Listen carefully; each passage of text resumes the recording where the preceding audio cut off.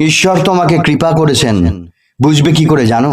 যেদিন একবার কৃষ্ণ বলতেই চোখে জল গড়িয়ে পড়বে, যেদিন নিজের নিন্দা আর সুখ্যাতি নিজের কানে শুনেও সমান বলে বোধ হবে, যখন তোমার সংসারের সব মানুষকেই মনে হবে এরা কৃষ্ণের সন্তান, যখন একটা ফুল, কীট, পতঙ্গ, পশু পাখিকে দেখে মনে হবে কৃষ্ণই এসব রূপ ধরে বিরাজ করছেন, যখন তোমার সংসারের অতি আপন কাছের মানুষরা আঘাত দিলেও তোমার মনে কোনো আঘাত অনুভব করবে না, তখন বুঝবে তোমার সব আঘাত, দুঃখ, ভালোবাসা, বিরহের মধ্যে তিনিই ছিলেন, তিনি আছেন, তুমি ঈশ্বরের কৃপা পেয়েছ।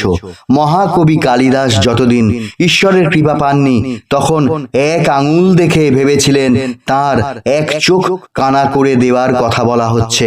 তিনি তখন মনে মনে ক্রোধী হয়ে 2 আঙুলের ইঙ্গিতে বলেছিলেন, তোমার 2টো চোখই কানা করে দেব আমি। যেদিন ঈশ্বরের কৃপা পেলেন সেদিন বুঝলেন ঈশ্বর এক ও অদ্বিতীয়। 1 আঙুলের অর্থ এই, আর 2 আঙুলের মানে তিনি 2টো রূপেই আছেন, তিনি সাকার, তিনি নিরাকার রূপী জীব জগৎ হয়ে তিনিই রয়েছেন, আবার তিনি নিরাকার পরম ব্রহ্ম। যদি কৃষ্ণকে পেতে চাও তবে রাধার ভজনা করো, যদি অর্থ লাভ করতে চাও তবে রাধারূপী লক্ষ্মীর আরাধনা করো।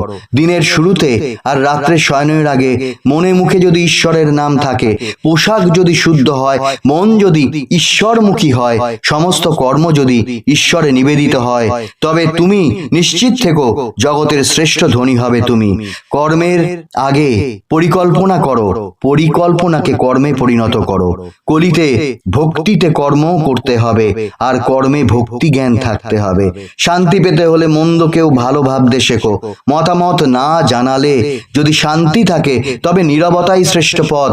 ভালো বলতে বলতে নিজের ভালো হয়। তুমি শত পাপ আর অন্যায় করো না কেন, যদি তার কাছে বলো যা করেছি অন্যায় করেছি, আমি আর করব না, তবে তিনি তোমার সমস্ত অন্যায় মাফ করে দেন। ভাবের ঘরে চুরি করো না। হরিনাম করছো আর ভাবছো ভিন্ন কথা, এতে কোনো কিছুই প্রাপ্ত হবে না।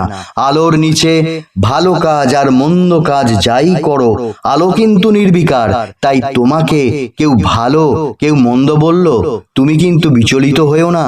যখন নিন্দা আর সুখ্যাতিতে সমান জ্ঞান হবে তখন বুঝবে সত্যি সত্যি ঈশ্বর তোমাকে কৃপা করেছেন।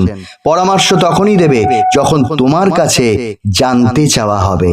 কৃষ্ণ বলেন, কাজের সময় ব্যর্থতার কথা ভেবো না।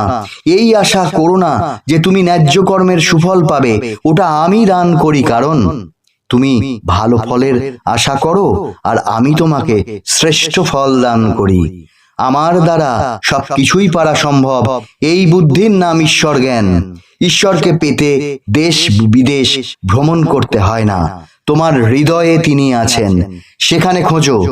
দেশ বিদেশ ভ্রমণ করে তার লীলা ক্ষেত্র দেখে মন ভরিয়ে নাও। নীরবতাই শ্রেষ্ঠ পথ। সংসারটা মতামত জানানোর স্থান নয়। গাছ থেকে ঝরে যাওয়া পাতারা বাতাস যেদিকে নিয়ে যায় সেই দিকেই যায়। এমন পরিণতিতে আনন্দ না থাকলেও শান্তি থাকে। এভাবে ঈশ্বর কতভাবেই না কৃষ্ণ নাম জপের সুযোগ করে দিচ্ছেন। আমরা বুঝতে না পেরে দুঃখ করে বলি, হায় ঈশ্বর, এ কি করলে তুমি সংসারে। যদি কেউ আঘাত দেয় তবে বুঝতে হবে সেই মানুষই তোমার শ্রেষ্ঠ গুরু। তপ্ত লোহা আঘাত পেলে তবেই নিজেকে গড়ে তুলতে পারে।